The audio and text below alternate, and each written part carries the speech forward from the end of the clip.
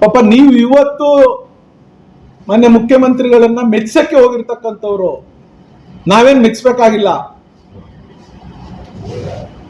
ಇವತ್ತು ಕನಿಷ್ಠ ಪ್ರಜ್ಞೆ ನಿಮ್ಗಿರ್ಬೇಕಾಗಿತ್ತು, ನಿಮ್ ಸರ್ಕಾರಕ್ಕಿರ್ಬೇಕಾಗಿತ್ತು, ನಿಮ್ಮ ಮಂತ್ರಿಗಳಿಗಿರ್ಬೇಕಾಗಿತ್ತು, ನಿಮ್ಮ ಅಧಿಕಾರಿಗಳಿಗಿರ್ಬೇಕಾಗಿತ್ತು. ಕುಮಾರಣ್ಣವ್ರಿಗಲ್ಲ.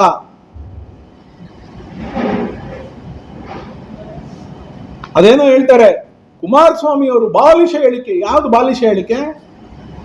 ನಿನ್ನಂಗೆ ಯಾವತ್ತಾದ್ರೂ ಉಡಾಫೆಯಾಗಿ ಮಾತಾಡಿದಾರ ಕುಮಾರಸ್ವಾಮಿ ಅವರು? ನಿಖಿಲ್ ಕುಮಾರಸ್ವಾಮಿ ಅವರು ಮಾತಾಡಿದಾರ? ನಾನೇನಾದ್ರೂ ಮಾತಾಡಿದ್ದೀನ ನಿಮ್ ತರ ಉಡಾಫೆಯಾಗೆ? ಅಲ್ಲ ರೀ, ನಿನಗೆ ಕನಿಷ್ಠ ಪ್ರಜ್ಞೆ ಇದ್ದಿದ್ರೆ ಇವ್ರು ಕುತ್ಕೊಂಡ್ರಲ್ಲ ರೈತರ ಹೊತ್ತು, ಒಬ್ಬ ಶಾಸಕನಾಗಿ ಈ ಕ್ಷೇತ್ರದಲ್ಲಿ ಮತ ಕೊಟ್ಟಿದ್ದಾರೆ, ನಾನು ಹೋಗಿ ಒಂದು ದಿವಸ ಆದ್ರೆ ಅವ್ರ ಹಳ್ಳಿಲಿ ಕೇಳ್ಕೋಬೇಕು ಅನ್ನುವಂತ ಕನಿಷ್ಠ ಜ್ಞಾನ ಪ್ರಜ್ಞೆ ನಿನಗಿರ್ಲಿಲ್ಲ. ಅಲ್ಲಿ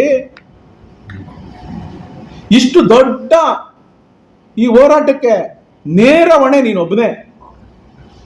ನೀನೇನಾದ್ರೂ ಅವತ್ತು ಹೋಗಿ ನಮ್ಮ ರೈತರುಗಳ ಮುಂದೆ ಏನಾಗಿದೆ, ಏನ್ ತೊಂದರೆ ಆಗಿದೆ, ಸರ್ಕಾರ ನಂದಿದೆ, ಉಪಮುಖ್ಯಮಂತ್ರಿಗಳು ನಮ್ಮವರಿದ್ದಾರೆ, ಮುಖ್ಯಮಂತ್ರಿಗಳು ನಮ್ಮವರಿದ್ದಾರೆ, ನಾನು ತಿಳಿಸ್ತೀನಿ ಈ ವಿಚಾರವನ್ನ, ನಿಮ್ಗೇನಾನ ತೊಂದರೆ ಆದ್ರೆ ಈ ವಿಚಾರನ ಕೈ ಬಿಡಿಸ್ತೀನಿ, ಇಲ್ಲ ಅಂದ್ರೆ ನೀವೆಲ್ಲ ಒಪ್ಕೊಳ್ಳಿ ಅಂತ ನೀನ್ ಮಾಡ್ಬೇಕಾಗಿದ್ದ ಕೆಲಸ ಬೇರೆಯವ್ರ ಮೇಲೆ ಬಿಟ್ಟು ತೋರಿಸ್ತೀರಾ? ನಿಖಿಲ್ ಕುಮಾರಸ್ವಾಮಿ ಅವ್ರದ್ದು, ಅನಿತಾ ಕುಮಾರಸ್ವಾಮಿ ಅವ್ರದ್ದು 100 ಎಕರೆ ಜಮೀನಿದೆ, ಮಾಡಿಸು ತನಿಖೆ. ನಿಂದೇ ಸರ್ಕಾರ, ನೀನೇ ಶಾಸಕ, ನಿಮ್ದೇ ಮುಖ್ಯಮಂತ್ರಿಗಳು, ನಿಮ್ದೇ ಎಲ್ಲ ಅಧಿಕಾರಿಗಳು, ಮಾಡಿಸಿ ತನಿಖೆನ ಸಾಬೀತು ಮಾಡಿ. ನಾನ್ ಸಾಬೀತು ಮಾಡ್ಲಾ ಯಾರ್ಯಾರ ಹೆಸರಲ್ಲಿ, ಬೇನಾಮಿ ಹೆಸರುಗಳಲ್ಲಿ ಈ ಟೌನ್ಶಿಪ್ ಒಳಗಡೆ ಮಾಡಿದ್ದಾರೆ ಅಂತ? ಯಾವ್ದು ತಪ್ಪು? ಈ ರಾಜ್ಯದ ಮುಖ್ಯಮಂತ್ರಿ ರೇ, ವಿಧಾನಸೌಧಕ್ಕೆಲ್ಲ ಮುಖ್ಯಮಂತ್ರಿಗಳು, ಪಾಪ ಅವ್ರನ್ನ ಯಾಕ್ರಿ ನೀವು ಬೇರೆ ಬೇರೆ ಇಕ್ಕಟ್ಟಿಗೆ ಸಿಗಿಸ್ತೀರಿ? ಇವತ್ತು ಅವ್ರನ್ನೆಲ್ಲ ಇಷ್ಟೆಲ್ಲ ಅವಾಂತರಕ್ಕೆ ಡಿ ಕೆ ಶಿವಕುಮಾರ್ ಅವ್ರಿಗೆ ಕೆಟ್ಟ ಹೆಸರು ಬರ್ಲಿಕ್ಕೆ, ಡಿ ಕೆ ಶಿವಕುಮಾರ್ ಅವ್ರಿಗೆ ಇಲ್ದಿರೋದು ಹೋಗಿ ಹೇಳಿ ಎಲ್ಲ ಒಪ್ಪಿಟ್ಟಿದ್ದಾರೆ. ರೈತರುಗಳೆಲ್ಲರೂ ಕೂಡ ಎಲ್ಲ ಒಪ್ಪಿಟ್ಟಿದ್ದಾರೆ, ಸಾರ್ ನೀವು ಮಾಡ್ಬಿಡಿ ಸಾರ್ ಅಂತ ಹೇಳಿ ನೀನು ನಟರಾಜ ಸೇರಿಕೊಂಡು ಇಷ್ಟೆಲ್ಲ ಅವಾಂತರ ಆಗ್ಲಿಕ್ಕೆ ನೀವುಗಳೇ ಕಾರಣ. ಅವತ್ತು ಕರೆಕ್ಟಾಗಿ ಮಾಹಿತಿ ಕೊಟ್ಟಿದ್ರೆ ಪಾಪ ಅವ್ರು ಏನ್ ನಿರ್ಧಾರ ಮಾಡ್ತಿದ್ರು ಬಿಡ್ತಿದ್ರು. ಇವತ್ತು ಅವರು ನಿಮ್ಮ ಮಾತು ಕೇಳ್ಬಿಟ್ಟು ಏನ್ ಬಹಳ ಸ್ಪೀಡಲ್ಲಿ ಹೊಟ್ಬಿಟ್ಟಿದ್ದಾರೆ. ಯಾವ ರೈತನೂ ಲೆಕ್ಕಕ್ಕಿಲ್ಲ, ಯಾವ ರೈತ ಮುಖಂಡರು ಲೆಕ್ಕಕ್ಕಿಲ್ಲ, ಯಾವ ಹೋರಾಟನೂ ಲೆಕ್ಕಕ್ಕಿಲ್ಲ, ಆ ಮಟ್ಟಕ್ಕೆ ಹೊಟ್ಬಿಟ್ಟಿದ್ದಾರೆ. ನಾವಿವತ್ತು ಆಹ್ವಾನ ಮಾಡ್ತಾ ಇದ್ದೀವಿ, ಮಾನ್ಯ ಮುಖ್ಯಮಂತ್ರಿಗಳನ್ನ, ನೀವು ನಿಮ್ ಸಂಪುಟ ಸಹೋದ್ಯೋಗಿಗಳು, ನಿಮ್ ಸರ್ಕಾರ 27ನೇ ತಾರೀಕು ಬೈರ್ಮಾಳಕ್ಕೆ ಬನ್ನಿ, ವೇದಿಕೆ ಸಿದ್ಧ ಮಾಡಿಸಿ ಸರ್ಕಾರದ ಕಾರ್ಯಕ್ರಮ ಅಂತ. ಮಾನ್ಯ ಕುಮಾರಣ್ಣವ್ರನ್ನ ನಾವು ಕರೆಸ್ತೀವಿ, ವಿರೋಧ ಪಕ್ಷದ ನಾಯಕರನ್ನ ನಾವು ಕರೆಸ್ತೀವಿ. ಯಾರ್ಯಾರು ಈ ಹೋರಾಟದಲ್ಲಿ ಪಾಪ ಹಗಲು ರಾತ್ರಿ ಎಂದೇನೆ ಈ ಹೋರಾಟಕ್ಕೆ ಕೈ ಜೋಡಿಸಿರ್ತಕ್ಕಂಥ ರೈತ ಸಂಘಟನೆಗಳಿರ್ಬೋದು, ಕನ್ನಡ ಪರ ಸಂಘಟನೆಗಳಿರ್ಬೋದು, ಬೇರೆ ಬೇರೆ ಪಕ್ಷದವ್ರು ಇರ್ಬೋದು, ಎಲ್ಲರೂ ಪ್ರಮುಖರು ಅಲ್ಲಿ ಬರ್ಲಿ. ಈ 9-10 ಹಳ್ಳಿಯ ರೈತರುಗಳನ್ನ ಆಧಾರ್ ಕಾರ್ಡ್ ಇಸ್ಕೊಂಡು ನೀವು ವೇದಿಕೆ ಒಳಗಡೆ ಬಿಟ್ಕೊಳ್ಳಿ, ಸುತ್ತ ಪೊಲೀಸ್ ಬಂದೋಬಸ್ತ್ ಹಾಕಿ. ಬೇರೆ ಯಾಕೆ ಬರ್ತಾರೆ? ಅಲ್ಲಿ ಯಾರು ರೈತರುಗಳು ನಿಮ್ಗೆ ಒಳ್ಳೆ ರೀತಿಯಲ್ಲಿ ನಿಮ್ ಸಹಕಾರ ಕೊಡ್ತಾ ಇದೀವಿ, ನಿಮ್ಗೆ ಆಗೋಯ್ತು ನೀವು ಮಾಡ್ಕೊಳ್ಳಿ ಅಂತ ಅಂದ್ರೆ ದಯಮಾಡಿ ಕೈ ಮುಗಿದು ನೀವು ಯೋಚನೆ ಮಾಡಿ. ಕುಮಾರಸ್ವಾಮಿ ಅವರು ರೆಡ್ ಝೋನ್ ಮಾಡಿದ್ದಕ್ಕೆ ಈ ಭೂಮಿ ಉಳಿದಿದೆ, ಇಲ್ಲವಾದ್ರೆ ಲೇಔಟ್ ಆಗ್ತಿತ್ತು. ನೀನೇ ಹೇಳ್ತೀಯಾ? ಇವರೆಲ್ಲ ಲೇಔಟ್ ಮಾಡ್ಕೋಬೇಕು ಅಂತ ಹೋರಾಟ ಮಾಡ್ತಾ ಇದ್ದಾರಾ? ಭೂಮಿನ ಉಳಿಸ್ಕೊಂಡು ಬೇಸಾಯ ಮಾಡಿ ನಾವು ಬದುಕು ಕಟ್ಕೊಂಡಿದೀವಿ, ನಾವು ಬದುಕಬೇಕು ಅನ್ನೋರ್ರಿ.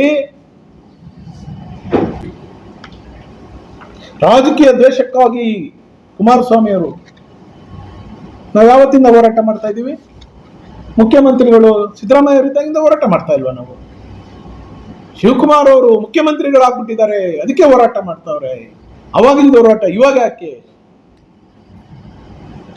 ಇದು 472 ದಿವಸ ಆಯ್ತ್ರಿ ಪ್ರಾರಂಭ ಆಗಿ, ನೆನ್ನೆ ಮೊನ್ನೆದಲ್ಲ ಹೋರಾಟ. ನಾನು ನಮ್ಮ ಹೋರಾಟಗಾರರಿಗೆ ಮೊನ್ನೆ SP ಸಾಹೇಬ್ರೆ, ನಾವೇನಾದ್ರೂ ಪ್ರವೋಕ್ ಮಾಡಿದ್ರೆ ಇಷ್ಟೊತ್ತು ಏನೇನು ಅವಾಂತರಗಳು ಗಂಡಾಂತರಗಳಾಗ್ತಿದ್ವೋ ನಾನು ಪ್ರತಿ ಕ್ಷಣ ಪ್ರತಿ ಹೆಜ್ಜೆಲು ಹೇಳ್ತೀನಿ, ನಾವು ಕಾನೂನನ್ನ ಕೈಗೆತ್ಕೊಳ್ಳೋದು ಸರಿ ಇಲ್ಲ. ತಾಳ್ಮೆಯಿಂದ ಇರಬೇಕು, ಸೌಮ್ಯವಾಗಿ ಹೋರಾಟ ಮಾಡೋಣ. ನಮ್ಮ ಹೋರಾಟಕ್ಕೆ ಜಯ ಸಿಕ್ಕೇ ಸಿಗ್ತದೆ. ಕಾನೂನು ಅನ್ನೋದು, ಈ ಸಂವಿಧಾನ ಅನ್ನೋದು ಈ ದೇಶದಲ್ಲಿ ಇದೆ ಅಂತೇಳಿ 1000 ಸಾರಿ ಹೇಳಿದ್ದೀನಿ.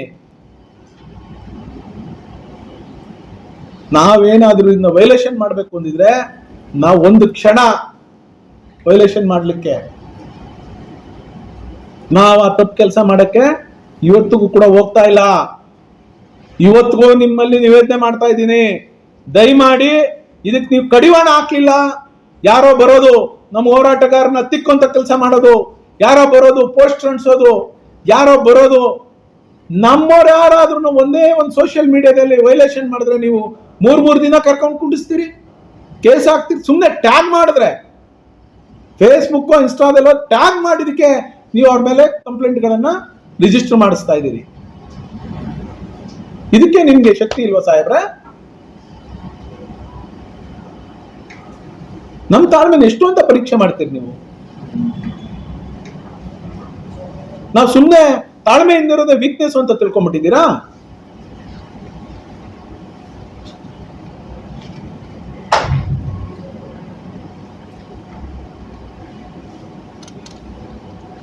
ಸ್ವಾಮಿ ಅವ್ರದ್ದು ಬೇನಾಮಿ ಆಸ್ತಿ ತನಿಖೆ ಮಾಡ್ಸಪ್ಪ. ನಿಮ್ಮವ್ರದ್ದು ಹಂಗೆ ಯಾರ್ಯಾರ್ದೈತೆ ಅಂತ ತನಿಖೆ ಮಾಡಿಸ್ಬೇಕಲ್ಲ. ಯಾವ ಸರ್ವೆ ನಂಬರ್ ಅಲ್ಲಿ ಯಾರ್ಯಾರ್ದೈತೆ, ಯಾರ್ಯಾರ್ದು ಏನೇನು ಅಂತ. ಪಾಪ ರೈತರು ದುಡ್ಡು ತಗೊಂಡ್ರು 7 ಜನ ವಾಪಸ್ ಹೋಗಿ ಕೇಳಿದ್ದಾರೆ, ನಮ್ಗೆ ಎಲ್ಲಿ ಸೈಟ್ ಕೊಡ್ತೀರಿ ಅಂತ. ನಾವೆಲ್ಲಿ ಕೊಡ್ತೀವೋ ಅಲ್ಲಿ ತಗೋಬೇಕು ಅಂತ ಹೇಳಿ ಕಳ್ಸಿದ್ದಾರೆ. ನಾನು ಅದಕ್ಕೆ ಆ ರೈತರುಗಳಲ್ಲಿ ನಿವೇದನೆ ಮಾಡ್ತೀನಿ, ಇವತ್ತು ನಿಮ್ಮ ಕೈಯಲ್ಲಿ ಗಲೀಜನ್ನ ತುಳಿಸ್ತಾ ಇದ್ದಾರೆ. ನೀವು ಆ ಗಲೀಜನ್ನ ತುಳ್ಕೊಂಡು ಮುಂದೆ ನಡೆದ್ರೆ ನಿಮಗೆ, ನಿಮ್ಮ ಮಕ್ಕಳಿಗೆ, ನಿಮ್ಮ ವಂಶಸ್ಥರಿಗೆ ಇವತ್ತು ಕೂಡ ನಿರ್ನಾಮ ಆಗುವಂತ ಕೆಲಸವನ್ನ ಅವ್ರು ಮಾಡ್ತಾರೆ. 30 ವರ್ಷ ಆಗಿದಾವೆ. ಇದೇ ನೈಸ್ ಕಂಪ್ನಿ ಶುರುವಾಗಿ 30 ವರ್ಷ ಆಯ್ತು. ಒಂದೊಂದು ಸೈಟ್ ಕೊಡ್ತೀವಿ ಅಂತ ಇವತ್ತು ಕೂಡ ಕೊಟ್ಟಿಲ್ಲ. 1 ಎಕರೆಗೆ 1 ಸೈಟ್ ಕೊಡ್ತೀವಿ ಅಂದವರು ಇವತ್ತು ಕೂಡ ಕೊಟ್ಟಿಲ್ಲ. ಹೋರಾಟ ಮಾಡ್ತಾವ್ರ ರೈತರು. ಬಿಡಿಯಲ್ಲಿ ಒಂದೊಂದು ಸೈಟ್ಗೆ 2 ತಲೆಮಾರು ಕೇಸ್ ಹಾಕೊಂಡು ಒಂದೊಂದು ಸೈಟ್ ಪಡ್ಕೊಳ್ಳಿಕ್ಕೆ ಇವತ್ತು ಕೂಡ ಸಾಧ್ಯ ಆಗ್ತಿಲ್ಲ. ನೀವು ಅರ್ಥಕೊಳ್ಳಿ. ಏನೋ ಇದು ನನ್ನ ರಾಜಕೀಯ ಲಾಭಕ್ಕೋ ಇನ್ನೊಂದಕ್ಕೋ ಹೇಳ್ತಾ ಇಲ್ಲ. ನಾನ್ ನಿಮ್ಮಲ್ಲಿ ನಿಮ್ಮ ಒಬ್ಬ ಸಹೋದರನಾಗಿ ಹೇಳ್ತಾ ಇದ್ದೀನಿ, ಈ ಯೋಜನೆಯಿಂದ ನಿಮಗೆ ಪೆಟ್ಟೆ ಹೊರತು ನಿಮಗೆ ಅನುಕೂಲ ಆಗುವಂಥದ್ದು ಯಾವ ಮುನ್ಸೂಚನೂ ಇಲ್ಲ. ಇವತ್ತವರೆಗೂ ಅವ್ರ ಹತ್ರ BA ಮಾಡಿ ಅವ್ರ ಹತ್ರ ಹುಡ್ಕೋದಿಂದ ಲೋನ್ ತಂದು ಬೇರೆ ಬೇರೆ ಅಡಮಾನ ಇಟ್ಟು ಬೇರೆ ಬೇರೆ ಇದರಿಂದ ದುಡ್ಡು ಅನ್ಸ್ಕೊಂಡು ದುಡ್ಡು ಕೊಡ್ತೀವಿ ಅಂತ ಏನು ಹೊರಟಿದ್ದಾರೆ. ಇದೇನ್ ಸಾಲ ಮಾಡಿ ತುಪ್ಪ ತಿನ್ನುವಂತ ಕೆಲಸಕ್ಕೆ ಈ ಸರ್ಕಾರ ಏನ್ ಕೈ ಹೆಚ್ಚಿದೆ, ಇದರಿಂದ ಯಾರಿಗೂ ಕೂಡ ನಮ್ಮ ರೈತರಿಗೆ ಅನುಕೂಲ ಆಗಲ್ಲ. ಕಾನೂನಾತ್ಮಕವಾಗಿ ಏನು ಹೋರಾಟ ಮಾಡಕ್ಕೆ ಹಲವಾರು ದಾಖಲೆಗಳು ಬೇಕಿದೆ. ಆ ದಾಖಲೆಗಳನ್ನು ಕೊಡಿಸ್ತೇನೆ ಆಟ ಆಡ್ತಾ ಇರ್ತಕ್ಕಂಥದ್ದು ಈ ಸರ್ಕಾರ ಮಾಡ್ತಾ ಇದೆ. ಅದರಲ್ಲಿ ಏನೇನ್ ಸರ್ಕಾರ ನಾವೇನೇನ್ ದಾಖಲೆಗಳು 12-13 ದಾಖಲೆಗಳು ನಮ್ಗೆ ಬೇಕಿದೆ. ಇವತ್ತವರೆಗೂ ಈ ದಾಖಲೆಗಳಿಗೆ ಸಂಬಂಧಪಟ್ಟಂಗೆ ಏನೂ ಇಲ್ಲ. GBDನೂ ಇಲ್ಲ, DC ಆಫೀಸಲ್ಲೂ ಇಲ್ಲ, ಅಲ್ಲಿ UDನಲ್ಲೂ ಇಲ್ಲ. ಬೇರೆ ಒಂದು ಖಾಸಗಿ ಮನೆ ಮಾಡ್ಕೊಂಡು ನಾಗರಬಾವಿಲಿ ಎಲ್ಲ ಅಲ್ಲಿ ಆಪರೇಟ್ ಮಾಡ್ತಾವ್ರೆ. GBD ಅಧ್ಯಕ್ಷ ಅವನ ಯಾರೋ ಒಬ್ಬ ಅಧಿಕಾರಿ, ಅವನ ಮಾರುತಿ ಪ್ರಸನ್ನ ಅನ್ನೋನು, ಅವನು ಎಲ್ಲ ಸೇರಿ ಅಲ್ಲಿ ಮಾಡ್ತಾರೆ. ಎಲ್ಲ ವಿಡಿಯೋ ಮಾಡಿಸಿದ್ದೀನಿ, ಎಲ್ಲ ಏನೇನು ನಡೀತಾ ಇದೆ ಅಂತ ಎಲ್ಲ ದಾಖಲೆ ಇದೆ. ನಾನು ಯಾವಾಗ ಬಿಡುಗಡೆ ಮಾಡ್ತೀನಿ. ಜಮೀನು ರಿಜಿಸ್ಟರ್ ಮಾಡಿಸ್ಕೊಂಡವ್ರೆ ಅಂತ ಕೊಡ್ಲಿಲ್ವ ದಾಖಲೆ? ನಾವು ಕೊಡ್ಲಿಲ್ವೇನಪ್ಪ? ಇನ್ನೇನು ದಾಖಲೆ ಬೇಕು? ದಾಖಲೆ ಅವತ್ತ ಕೊಟ್ಟವಲ್ಲ ಸ್ವಾಮಿ. ಯಾವಾಗ ಪ್ರಿಲಿಮಿನರಿ ನೋಟಿಫಿಕೇಶನ್ ಮಾಡಿದ್ಮೇಲೆ ನೀನ್ ಇಲ್ಲಿ ಸಬ್ ರಿಜಿಸ್ಟರ್ ಆಫೀಸ್ ಅಲ್ಲಿ ಇದು ರಿಜಿಸ್ಟರ್ ಮಾಡಂಗಿಲ್ಲ ಅಂತ ರಿಜಿಸ್ಟರ್ ನಿಲ್ಲಿಸಿ ಕನಕಪುರದಲ್ಲಿ ಹೋಗಿ ಮಾಗಡಿಲಿ ಹೋಗಿ ನೀವು ರಿಜಿಸ್ಟರ್ ಮಾಡಿಸ್ತಿರಲ್ಲ, ನಿಮ್ ಯೋಗ್ಯತೆಗೆ ಏನನ್ಬೇಕು? ಕೇಳಕ್ಕಾಗಲ್ವ ಬಾಲಕೃಷ್ಣ ಇದನ್ನ? ಶಿವಕುಮಾರ್ ಸಾಹೇಬ್ರು ಕೇಳಕ್ಕಾಗಲ್ವ ಇದನ್ನ? ಯಾಕೆ ಈ ತರ ಎಲ್ಲ ಮಾಡ್ತಾ ಇದ್ದೀರಿ? ಯಾರಿಗೋಸ್ಕರ ಮಾಡ್ತಾ ಇದ್ದೀರಿ ಇದನ್ನಂತ? ನಾನು MLA ಆಗಿದ್ರೆ ನಾನೇನ್ ಮಾಡ್ತಿದ್ದೆ ಅಂದ್ರೆ ಡೇ 1 ರೈತರ ಹತ್ರ ಹೋಗ್ತಿದ್ದೆ. ನಮ್ಮ ಮುಖ್ಯಮಂತ್ರಿ ಇರ್ಲಿ ಇನ್ನೊಬ್ರು ಇರ್ಲಿ, ಅವ್ರಿಗೆ ಹೇಳ್ತಿದ್ದೆ, ಇಲ್ಲ ಸ್ವಾಮಿ ಇದಕ್ಕೆ ವಿರೋಧ ಇದೆ, ದಯಮಾಡಿ ಕೈ ಬಿಡಿ. ಇಲ್ಲ ಅಂದ್ರೆ ರೈತರನ್ನ ಒಪ್ಪಿಸುವಂತ ಕೆಲಸ ನಾನು ಮಾಡ್ತಿದ್ದೆ, ನೀನೇನೂ ಮಾಡಿದೆ. ಇದನ್ನ ದಪ್ಪ ಆಗಕ್ ಬಿಟ್ಟುಬಿಟ್ಟು ಇವತ್ತು ನೀನು ಕೂತ್ಕೊಂಡು ಭಾಷಣ ಮಾಡ್ತೀಯಲ್ಲ ಬಾಲಕೃಷ್ಣ, ಕೇಳು ನೀನು ಯಾಕೆ ಬೇನಾಮಿ ಆಸ್ತಿಗಳಲ್ಲಿ ಯಾರ್ಯಾರ ಹೆಸರಲ್ಲಿದೆ ಅಂತ ಅನೌನ್ಸ್ ಮಾಡು. ನಮ್ಮ ಪಾರ್ಟಿಲಿದ್ರೆ, ನಂದಿದ್ರೆ, ಇಲ್ಲ ನನ್ನ ಹೆಂಡತಿ ಹೆಸರಲ್ಲಿದ್ರೆ ಬೇನಾಮಿ, ಇಲ್ಲ ನನ್ನ ಸಂಬಂಧಿಕರ ಹೆಸರಲ್ಲಿದ್ರೆ, ಇವಾಗ ಖರೀದಿ ಮಾಡಿದ್ರೆ ನಾನು ತೋರಿಸ್ಬೇಕಲ್ಲ, ಅದಲ್ವಾ ತಾಕತ್ತು. ನಿಮಗೆ ತೋರಿಸಿದೀವಿ ನಾವು, ನೀವು ಯಾರ್ಯಾರು ಜಮೀನನ್ನ ಖರೀದಿ ಮಾಡಿದ್ದೀರಿ ಅಂತ. ನಮ್ದು ಇಲ್ಲ ಕುಮಾರಣ್ಣನ ಕುಟುಂಬದವರು ಯಾರಾದ್ರೂ ಬರೇ ಒಂದೇ ಒಂದು ಕುಂಟೆ ಜಮೀನ್ ಖರೀದಿ ಮಾಡಿದ್ರೆ ತೋರಿಸ್ಲಿರಿ. ರೈತರು ವಿರೋಧ ಮಾಡ್ತಾ ಇದಾರಲ್ಲ, ಇವ್ರನ್ನೆಲ್ಲ ನಾನು ಒಂದ್ ಕಡೆ ಕುಂಡ್ರಿಸ್ಕೊಂಡು ಕುತ್ಕೊಳ್ತೀನಿ. ಅವ್ರ ಪರವಾಗಿರೋರು ಬಾಲಕೃಷ್ಣ ಕರ್ಕೊಬಂದು ಕುಣಿಸ್ಕೊಳ್ಳಿ.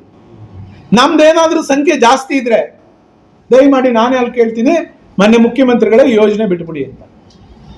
ಇವರಿಬ್ರು ಕುತ್ಕೊಳ್ಳಿ ವೇದಿಕೆ ಮೇಲೆ, ಯಾರ್ಯಾರು ಕುತ್ಕೋಬೇಕು ಕುಂಡ್ರಿಸ್ಲಿ.